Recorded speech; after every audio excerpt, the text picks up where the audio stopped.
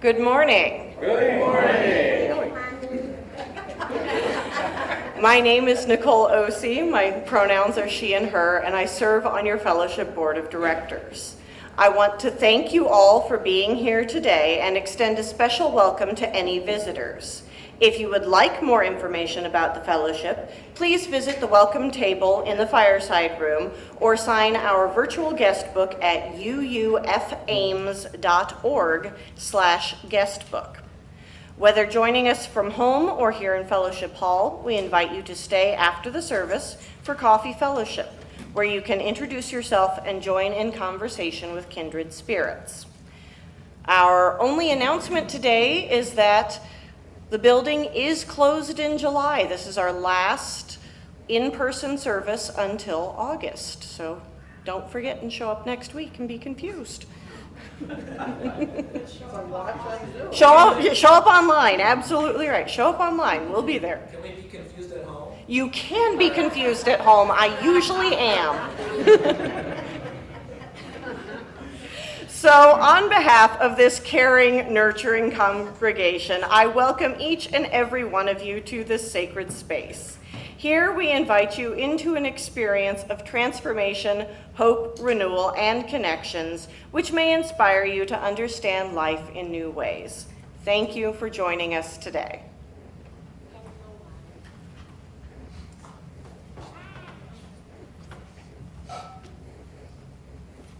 Good morning.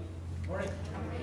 Our chalice, our chalice lighting today is from Karen LeBlanc. This isn't just a place of worship. This isn't just a fellowship of like minds.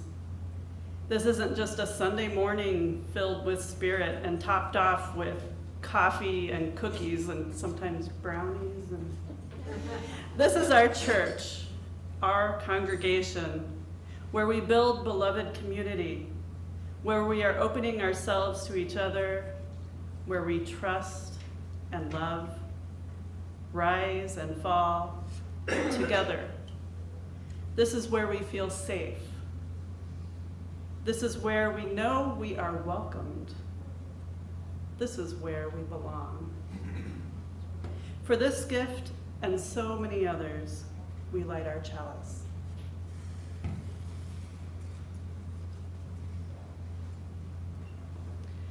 Our opening hymn today is number 149, Lift Every Voice and Sing. Please rise as you are willing and able.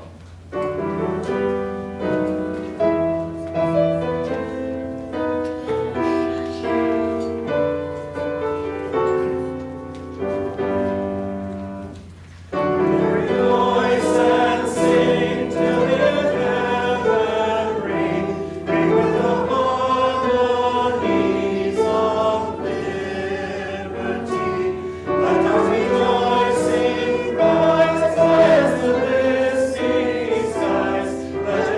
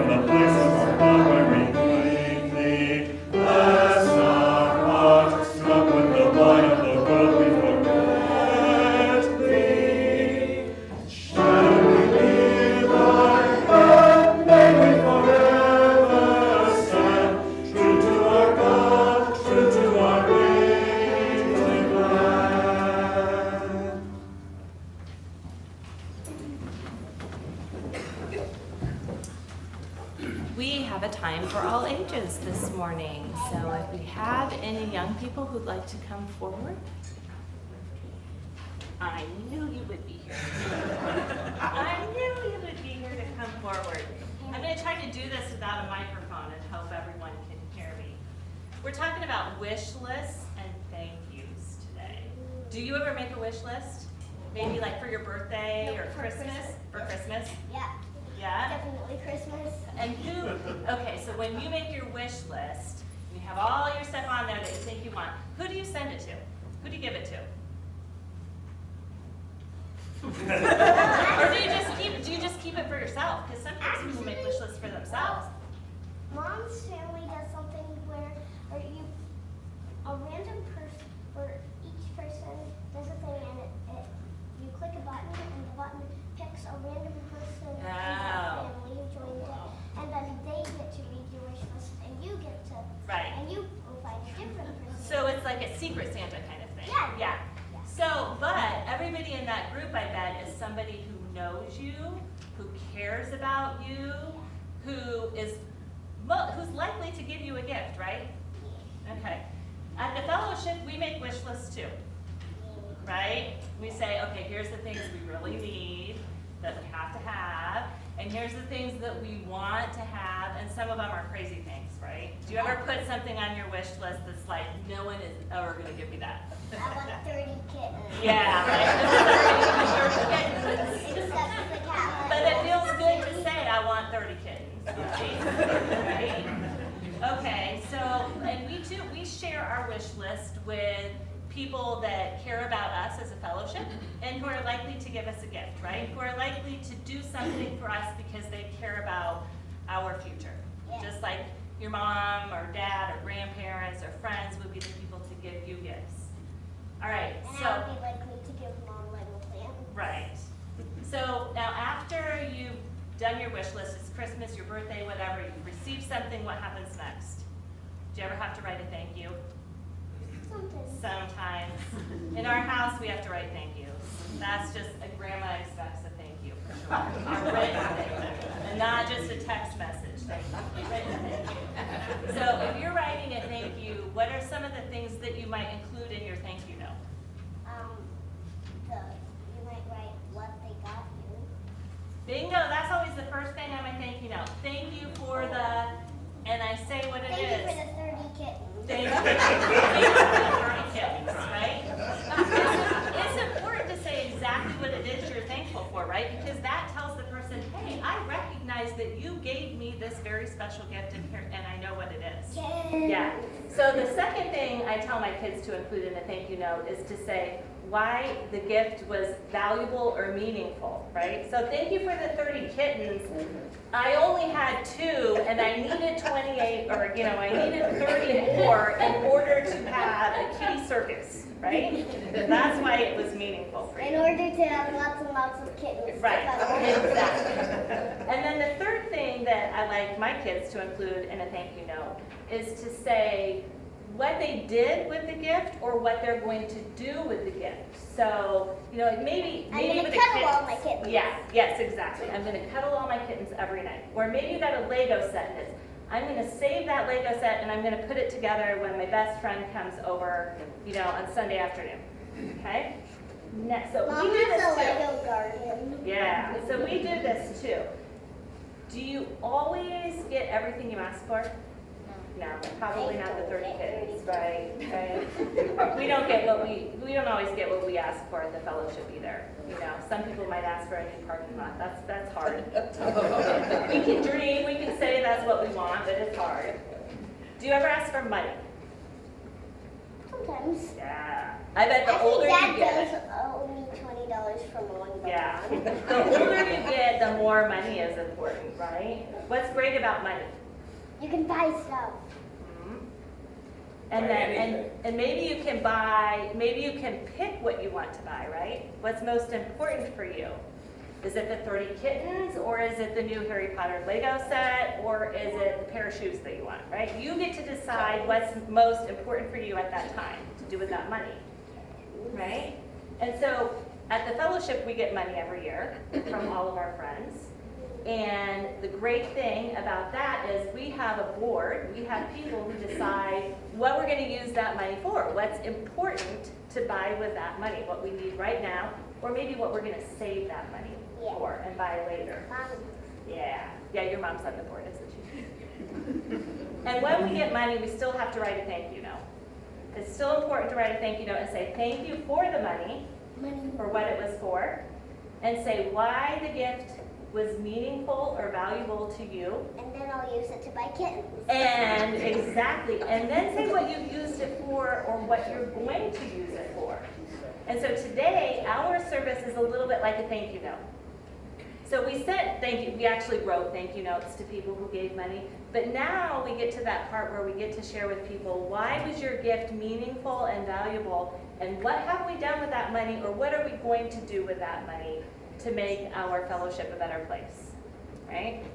So that is what our service is going to be about. You can stay and listen to our thank you note if you want, or I understand there is an activity downstairs if you want to go do a craft. Okay. All right, we're going to sit down.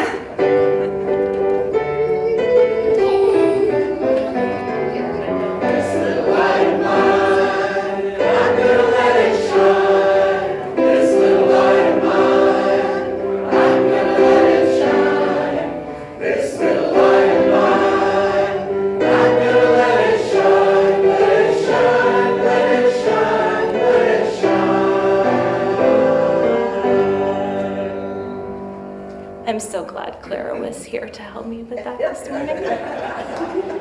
We will now give and receive the offering. Please know that this morning, half of the non-pledge offering will be donated to the Community Academy.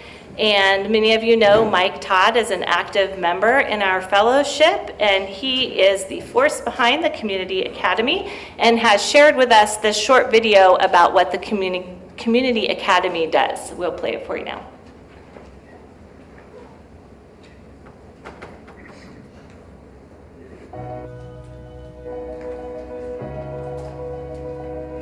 The Community Academy engages preschool through 12th grade youth in authentic educational projects that are hands-on, nature-based, and involve community partnerships in which students collaborate with their peers, teachers, and professionals to enact positive change in their community.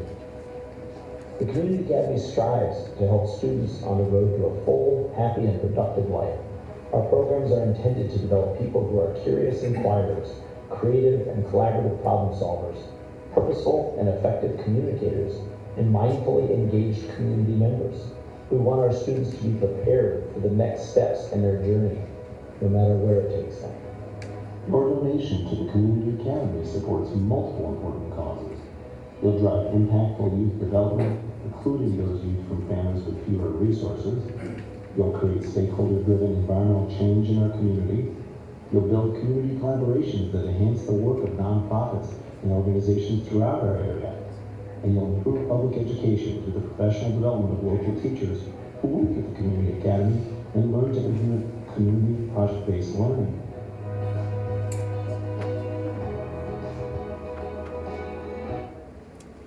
We will now pass the baskets here in Fellowship Hall, but alternatively, for those of you who are at home or here with a cell phone, you can go to uufames.org/give to make your contribution today. And if you're visiting today, please know that your presence here is gift enough.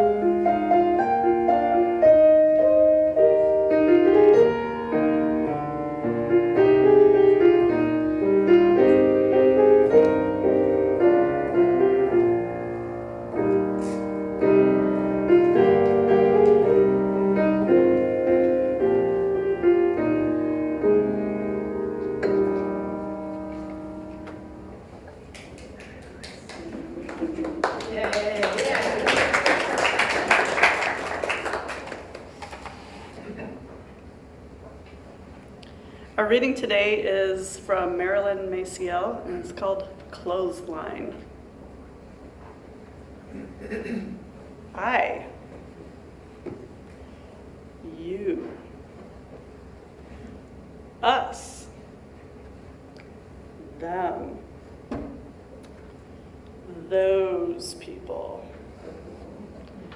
Wouldn't it be lovely if one could live in a constant state of we? Some of the most commonplace words can be some of the biggest dividers. They? What if there was no they? What if there was only us? If words could be seen as they floated out of our mouths, would we feel no shame as they passed beyond our lips? If we were to string our words on a communal clothesline, would we be proud as our thoughts flapped in the breeze?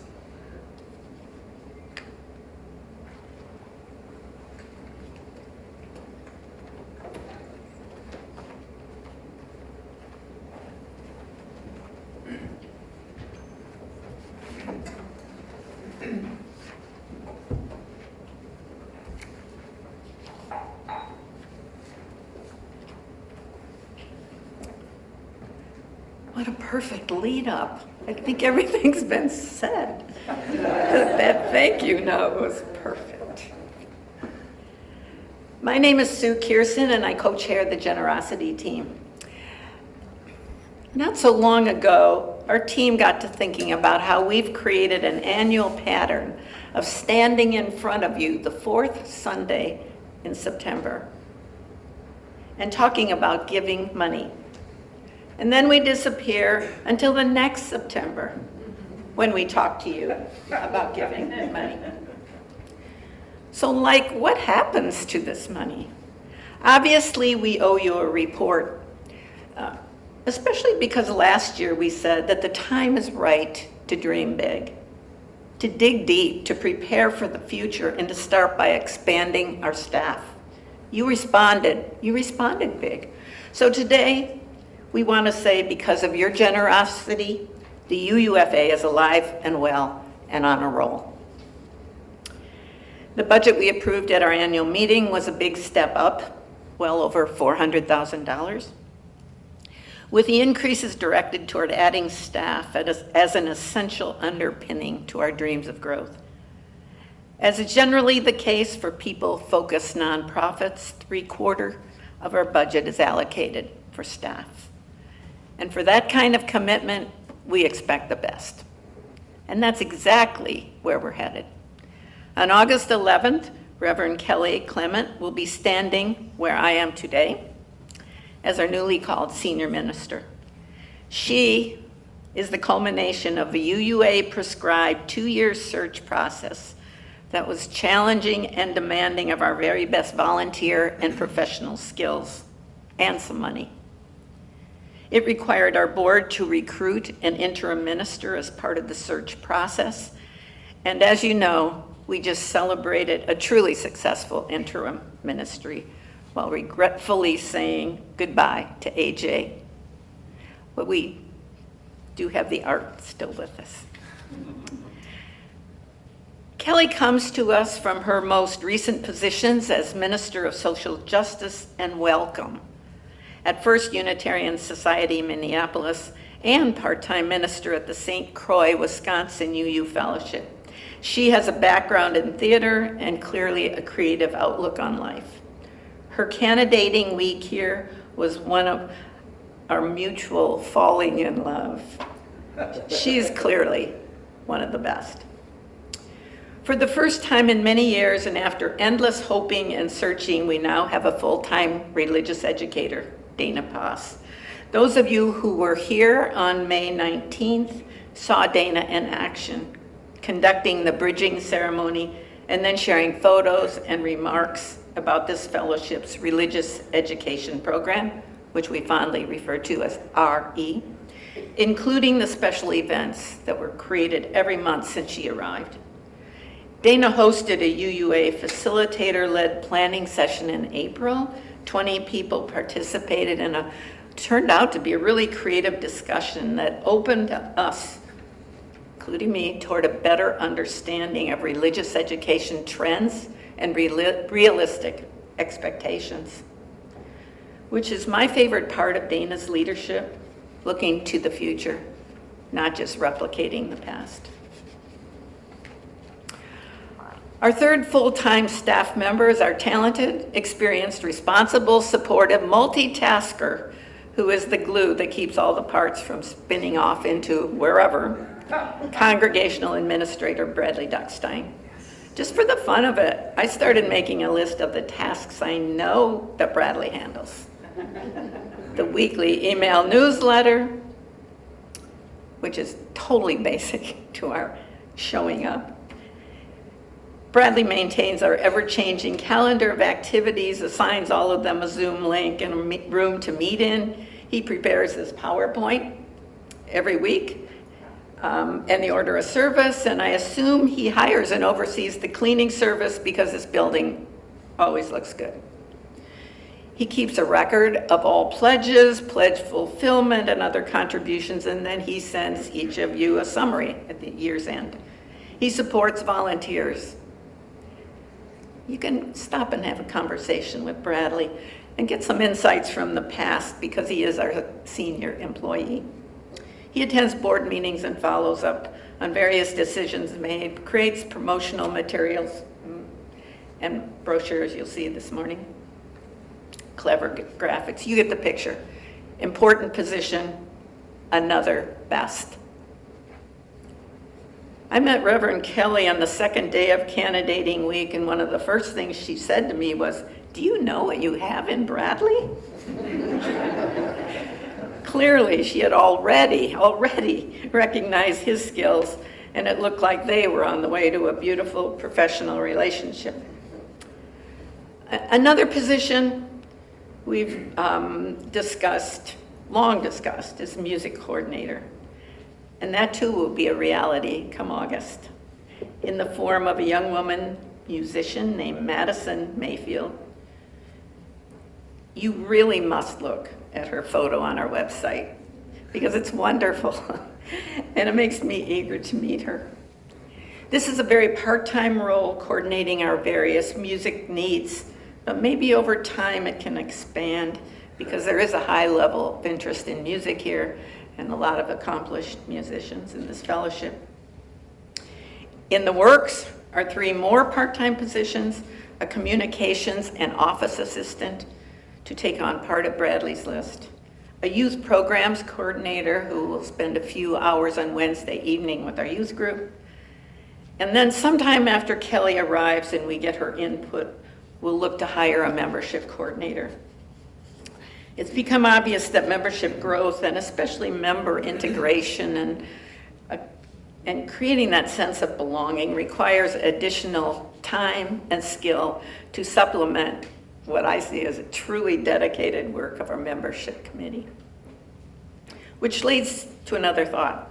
We're not hiring staff to replace volunteers. We're hiring staff to increase our capacity for growth, to supplement and support volunteer time. You know, I'll never forget one Sunday when Larry and I were quite new to this fellowship. We were in fellowship hall, surrounded by volunteers, piling up the chairs, putting them away like we always used to do. And one of these people intentionally came over to us and said, "This is a fellowship. And in a fellowship, everyone helps. In a fellowship, everyone has a role to play." That was an amazing thing to get right off the bat. But I would add, and the opportunities are endless to give and to receive. Okay, just a few statistics now for those who like numbers. Every year we offer 52 Sunday services. Well, sometimes it's only 50. And having been in the middle of this one, I have a heightened awareness of what it takes to pull this off every single week. Creative thinking, organizing, and so forth.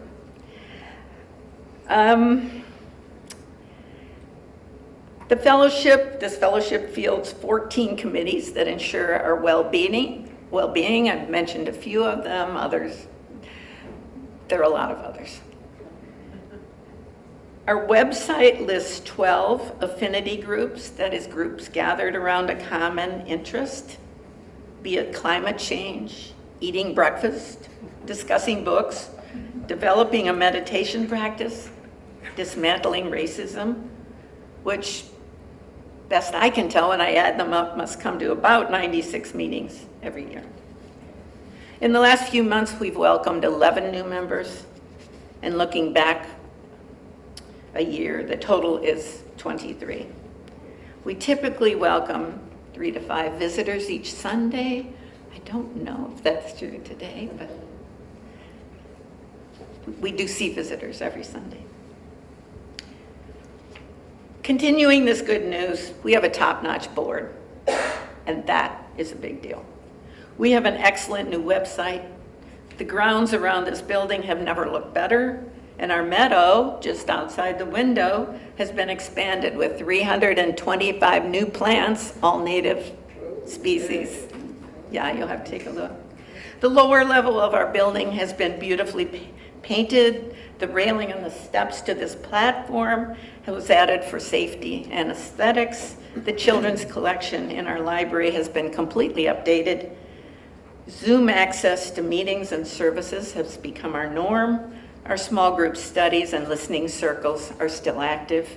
And our gallery in the round hosts wonderfully curated and inspiring exhibitions of art all year round.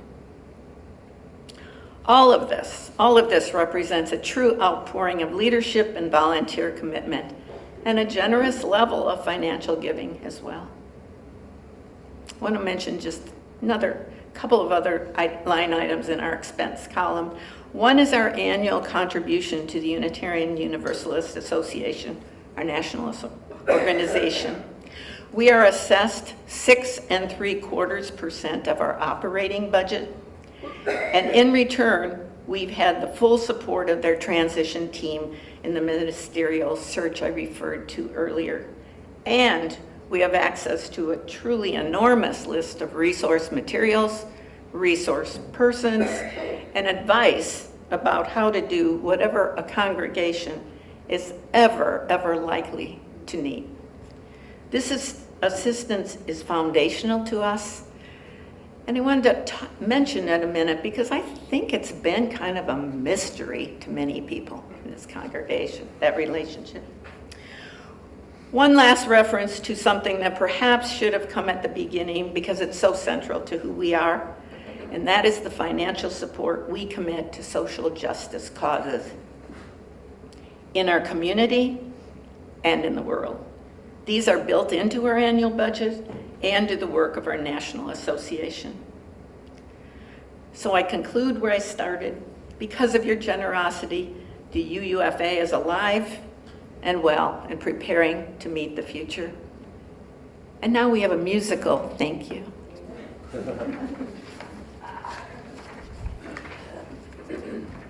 right, thank you, Sue. So I'm up here today because I'm hoping we can get some audience participation. So this is a first for many of you probably, and our visitors. This doesn't always happen. We're going to go full on a big church, mega church here. Mini mega church. So there'll be a point in the song. This is Thank You for Being a Friend, an adaptation. Those of you who know the song, thank you to Molly for recommending it. It's a perfect song for this moment.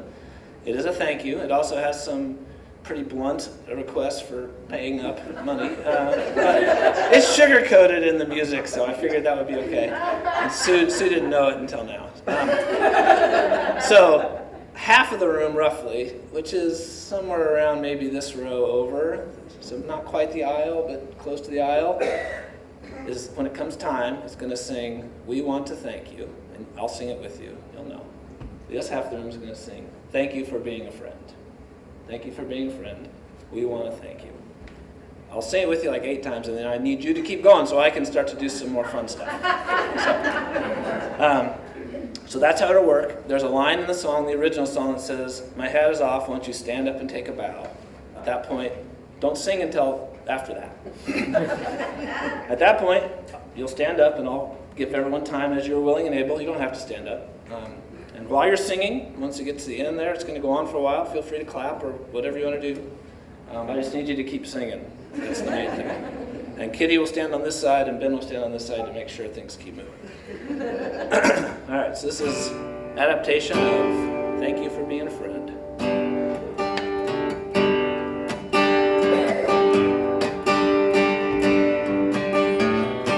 Thank you for being a friend. Through the years and all our generations, your hearts are true. Without you, we would not be here today. We're not ashamed to say, we hope you all will continue to pay. Our hat is out, please plan your next donation now. Your generosity is the reason we have this welcoming gathering place. And when the bills come due, it's the gifts from me and you that keep the lights on in this space. Thank you for being a friend. Thank you for being a friend. Thank you for being a friend. Thank you for being a friend. There's anything we lack, we know we all have each other's backs. Whatever we need, any time of the day or night. I'm not ashamed to say, I hope it always will stay this way. My hat is off, won't you stand up and take a bow? Take your time, if you want to bow, you can bow. Thank you for everything. Okay, I'm going to sing a little bridge and then we're going to get to your part. And as this place gets older and inevitably decays, we have no fear because your checkbook's always near. You'll help out and then we'll say, thank you for being a friend. We want to thank you. Thank you for being a friend. We want to thank you. Thank you for being a friend. We want to thank you. Thank you for being a friend. We want to keep going. Thank you for being a friend. We want to thank you. Thank you for being a friend. We want to thank you. Thank you for being a friend. We want to thank you. Keep going out of here. Being a friend. We want to thank you. Let me tell you about the you,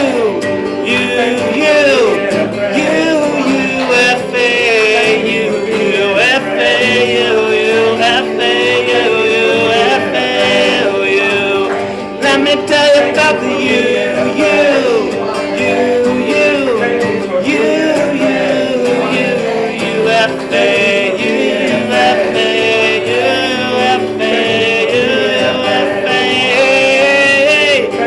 I love you, love, we love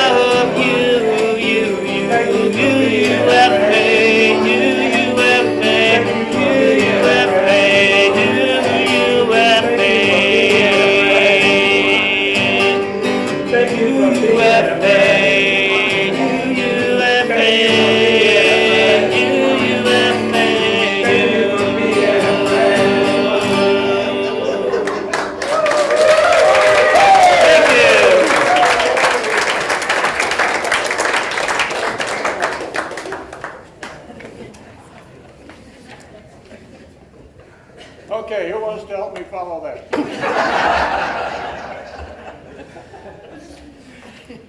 Thanks, I'm going to talk for a few minutes. Move this back, good idea.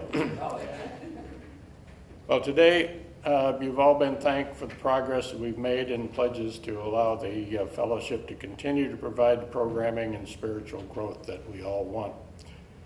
I'm going to spend just a couple of minutes discussing the other source of funding the fellowship has in place for things the annual budget cannot and probably should not have to deal with, which is our endowment fund. Just a question, how many of you folks are familiar with our endowment fund? Anybody ever Hey, that's amazing. All right, good.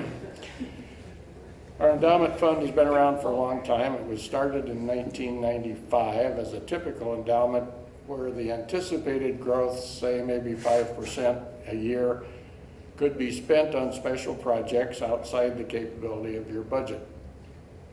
Several fellowship members have made contributions to the endowment over the years, and several others have included the endowment in their wills.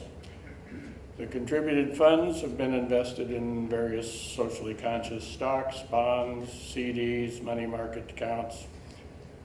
We are here to celebrate the 30 years that the endowment has been here, and the forethought and dedication of many individuals that have accomplished much of what was envisioned when it was created.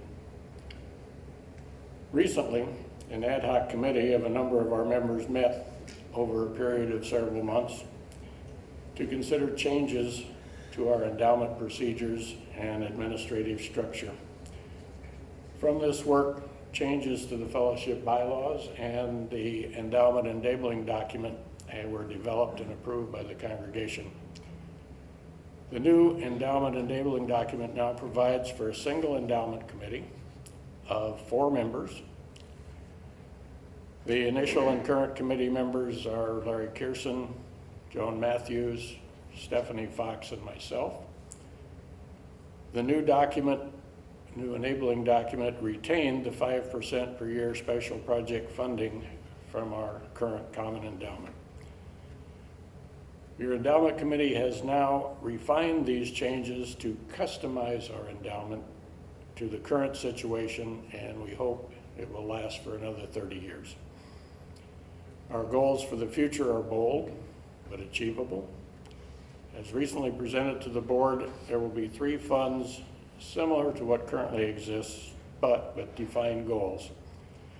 I will discuss each briefly. The first is the Endowment Fund for Excellence. This fund is our current common endowment fund that allows up to the 5% annually for special projects not within the scope of your annual budget. Any individual or committee can present a request for a worthy project to the board, and that does not happen to exceed the 5% of the Excellence Fund balance at the beginning of the year. With current balances, this would allow for up to $25,000 per year for special projects. This has been available for a long time and has really not been used as much as it should have been. As you can see from the slide, we currently have about $480,000 in this Excellence Fund. We have a desired reserve of $500,000 and a Think Big reserve of $1 million. Our second pot of funds is the Endowment Growth and Leadership Fund. This fund has been developed to backstop the operating budget and provide resources for the growth and enrichment of the fellowship.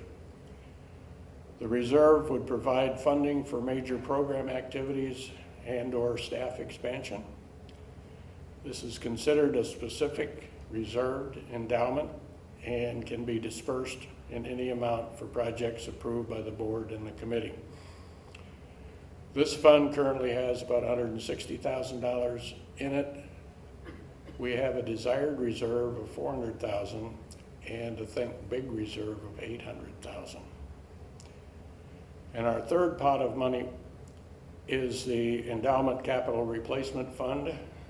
This fund was established several years ago to provide resources for maintenance of building and grounds in a functional and attractive manner. Our evaluation indicates that about $12,000 a year is required to properly maintain or replace equipment and other infrastructure.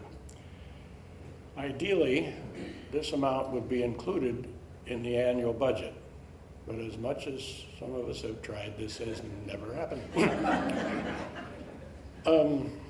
So far, this fund is also considered to be a specific reserved endowment and will be dispersed for projects in any amount required to maintain our physical plant as approved by the board.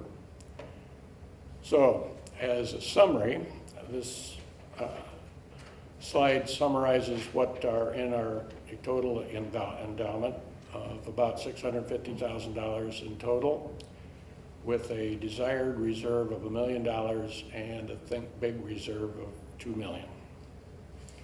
So, as you can see, we have some challenging but realistic goals, and we'll be making contacts on an individual basis to that end. Some donors may wish to contribute by including the endowment in their will. Our preference is to get the contribution sooner so that the donors can see what good their contributions are actually making. The donor can select which of these 3 buckets of money that they would like their contribution to support. If you have a special project in mind, the only restrictions are that the project be presented to and approved by the board, and there is enough funds in your contribution to actually do what you have in mind. So we feel it is critical that an expanded endowment be in place to secure the future of our beloved fellowship. Please look at endowment giving as an opportunity rather than an obligation, as we can help provide a rock-solid foundation for this fellowship. You can leave a legacy of your commitment today for the future of our fellowship. You can help continue to make this a very special place. Thank you for your attention. To learn a little about our endowment, if you have any questions, please feel free to contact any of our committee members or email us at endowment@uufames.org. Now, we will end with our final song. It's hymn number 121. Please stand as you're willing and able and join us.